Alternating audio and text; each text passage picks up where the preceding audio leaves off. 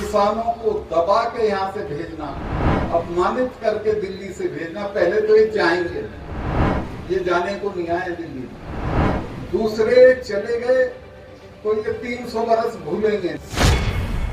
MSP पर कानूनी तौर पे उसको मान्यता दे दो, सारा मामला मेरी जिम्मेवारी है, मैं नहीं बंटवा दूंगा। और मैंने माननीय प्रधानमंत्री और गृह मंत्री दोनों को कहा, मगर दो मेरी प्रार्थना है। एक तो इनको दिल्ली से खाली हाथ मत भेजना, क्योंकि ये 300 साल तक याद रखते हैं सरदार लोग। दूसरे, इनके ऊपर बल प्रयोग मत करना।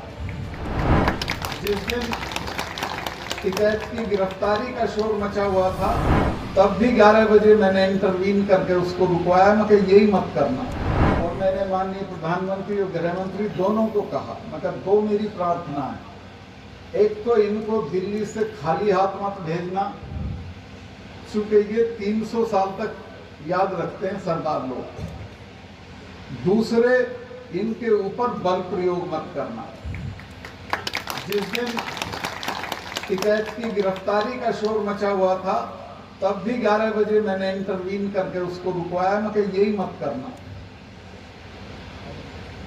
तो उसका मुझे नुकसान भी होता है। बहुत से लोग समझाते हैं चुप रहो तो ये और बन जाओगे, वो और बन जाओगे। मैंने कहा मुझे जो बनना था मैं बन लिया, और जो करना था वो मैं कश्मीर में करके आ गया। इसके आगे कोई काम नहीं है करना।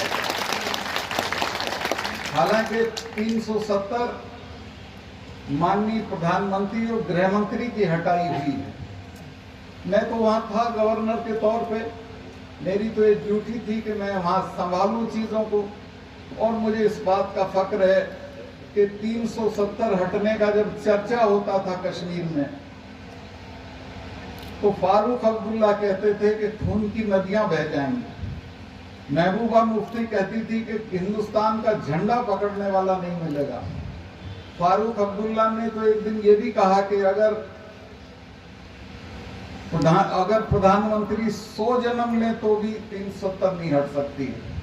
लेकिन प्रधानमंत्री ने हिम्मत करके, और अमित शाह साहब ने पार्लियामेंट में, हमारी मेजोरिटी नहीं थी, मेजोरिटी जुटा के उसको पास कर दिया और वो हट गया।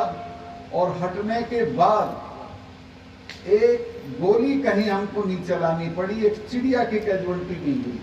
बहुत बड़े जर्नलिस्ट से मिलके आया हूँ जो प्रधानमंत्री के बहुत अच्छे दोस्त हैं, और मैंने उन्हें कहा कि भाई मैं तो कोशिश कर ली, अब तुम उनको समझाओ ये गलत रास्ता है।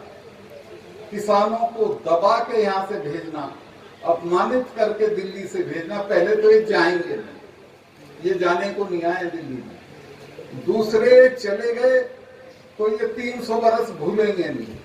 लिहाजा इनको कुछ देके, एक चीज है, ज्यादा करना भी नहीं है, सिर्फ एमएसपी पर कानूनी तौर पे उसको मान्यता दे दो, सारा मामला मेरी जिम्मेवारी है, मैं नहीं बंटवा दूंगा।